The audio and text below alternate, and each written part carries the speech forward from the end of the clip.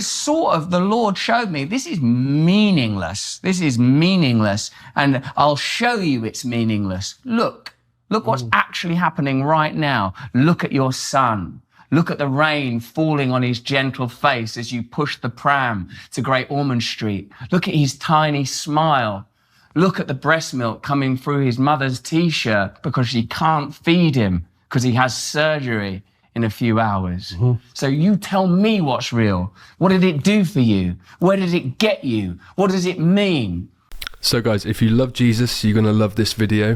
Russell Brand sat down with Jordan Peterson for a conversation, and the whole time they talked about Jesus Christ. So I thoroughly enjoyed it, and I've compiled some of the best bits of the conversation. So here you go.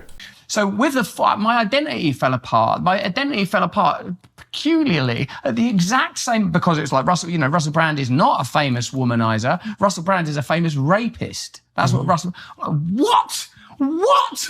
Look at him standing on stage making these jokes. What are you talking about? What are you talking about? Being able to direct people's will is not the same as overcoming their will or ignoring their will or coercing them. Is precisely the opposite. Having the ability to direct people's will or charm or seduce or enchant, these are all sort of shamanic, magical kind of qualities that, yes, I now see where they lead.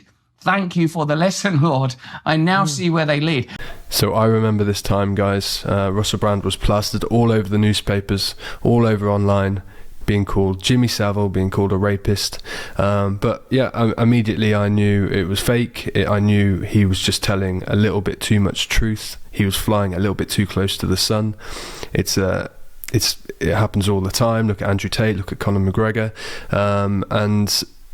Anyone with sense would know that Russell Brand isn't a rapist, but his story, it gets worse. While people were like friends and enemies were calling me, and you among the friends, like let's say, like, God, are you okay? This is crazy. What was also happening is we were taking our son, who was 12 weeks old, to have his body carved almost in half, his heart taken out of his body, like that was happening at the same time. So it was like... So what Russell says next is incredible.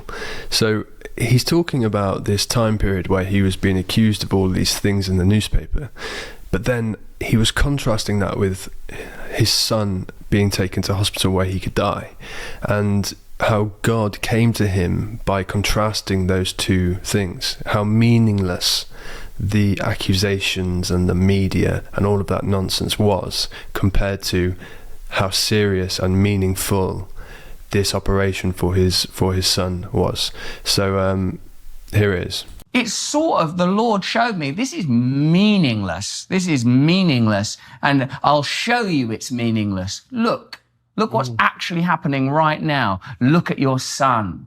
Look at the rain falling on his gentle face as you push the pram to Great Ormond Street. Look at his tiny smile.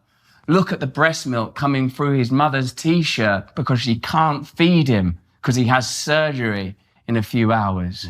So you tell me what's real. What did it do for you? Where did it get you? What does it mean? So the theme of this podcast is Russell's talking about not worshipping the self anymore, but worshipping Jesus Christ. And what he's about to say next is really poignant, and I think we're witnessing somebody being transformed by the love of Jesus. And there he is, Jesus Christ, and there he isn't, Russell Brand. What good did he do you? For all of your worship, for all of your effort, for all of the poetry, the prose, the posturing, the preening and primping, where did it lead you? Nothingness. Welcome to the annihilation. What you learn in crisis is true anyway. It's true anyway, but you just ignored it with all of the ornamentation and pageantry. You are able to distract yourself from it so marvelously. So psychologically what happens is a massive rupture. And you realise also, by the way, because you're in Great Ormond Street, when the most important thing in your life is happening to you, that your son is undergoing surgery and he might not survive the surgery, so is everyone else's kid. So is everyone else's kid. Who do you think you are? Because when it came in the scan, at 26 weeks prior to his birth, I was like, I'm not having that, Laura. I'm not having that. I'm not having some kid with tubes up his nose and wires. I'm not going to Great Ormond Street. But when you get to Great Ormond Street through surrender, who are you saying? Oh my God, something says, who are you to not go to Great Ormond Street? Who are you? Who do you think you are? You're not who you think you are. You're not who you thought you were.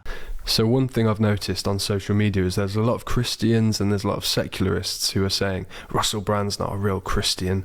He's just faking it because of all the terrible things he's done. He's trying to get protection in Christianity. But I listen to it, I listen to him, and I see an earnest follower of Jesus, somebody who is trying to follow Christ, because I recognise a lot of the things that he's saying, because I feel those things too. I'd love to get your guys' take on that in the comments. I'll leave you on this final clip, which is probably the funniest part of the interview, and I'll see you tomorrow. Eased into, I am as he made me. I am as he would have me.